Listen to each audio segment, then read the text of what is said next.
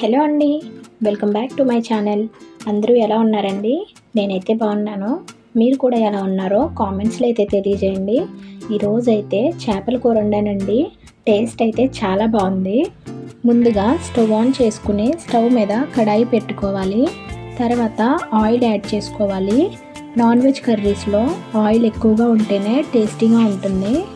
తర్వాత ఆనియన్స్ వేసుకుని ఫ్రై చేసుకోవాలి. ఆనియన్స్ కూడా ఎక్కువ అవసరం లేదండి. పెద్ద సైజ్ ఆనియన్ అయితే ఒకటి సరిపోతుంది. ఒకవేళ చిన్న సైజ్ అయితే 2 ఆనియన్స్ అయితే వేసుకోవాలి.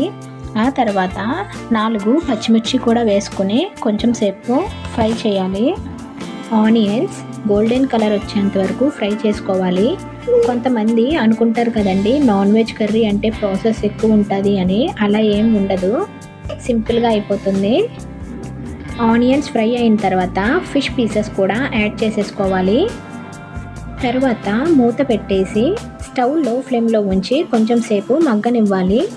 మటన్ కానీ, చికెన్ కానీ, లేదంటే ఫిష్ కానీ, ఇలా నాన్ వెజ్ కర్రీస్ ఏవైనా చాలా ఈజీగా చేసేయచ్చు. చాలా పెద్ద ప్రాసెస్ ఉంటుంది అని అనుకుంటాం, కానీ అవి క్లీన్ చేసినప్పుడే కొంచెం టైం పడుతుంది.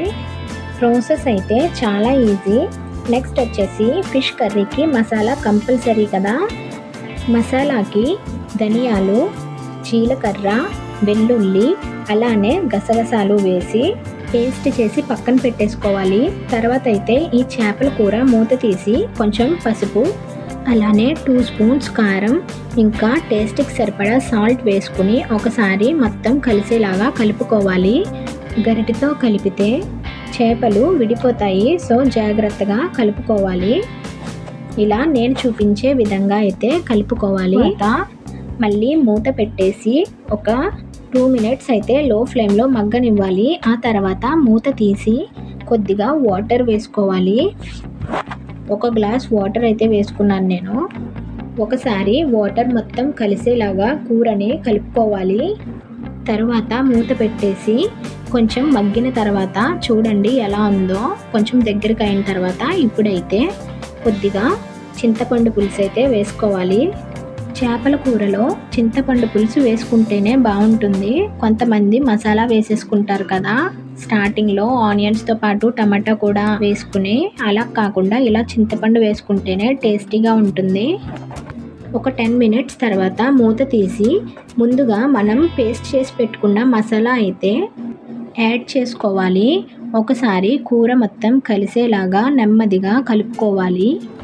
ఇంకా లాస్ట్లో ఫైనల్గా కొత్తిమీర అయితే యాడ్ చేసుకోవాలి. చిన్నగా కట్ చేసేసుకుని యాడ్ చేసుకోవాలి. కొత్తిమీర ఏంటంటే మంచి ఫ్లేవర్ ఇస్తుంది. స్మెల్ అయితే చాలా బాగుంది. ఒక 2 మినిట్స్ కూర మగ్గిన తర్వాత సాల్ట్ సరిపోయిందో లేదో ఒకసారి చెక్ చేసుకుని, ఒకవేళ సాల్ట్ సరిపోకపోతే కొంచెం యాడ్ చేసుకుని స్టవ్ ఆఫ్ చేసేసుకోవాలి. ఇప్పుడైతే చేపల కూర రెడీ అయిపోయింది. స్మెల్ అయితే చాలా బాగుంది. ఇంకా టేస్ట్ అయితే ఎలా ఉందో తిన్నాక చెప్తాను. చూడండి, కర్రీ అయితే బాగుంది కదా. తొందరగా వేడి వేడి అన్నంలో తినేయాలనిపిస్తుంది. కానీ వేడి వేడి అన్నంలో కంటే నైట్ వండిన కర్రీ మార్నింగ్ తింటేనే టేస్ట్ వస్తుంది అని అంటారు. అది నిజమో కాదో మీకు తెలిస్తే కామెంట్ చేయండి. కర్రీ టేస్ట్ అయితే చాలా బాగుంది. మీకు గనక ప్రాసెస్ నచ్చితే లైక్ చేయండి. And finally thank you for watching.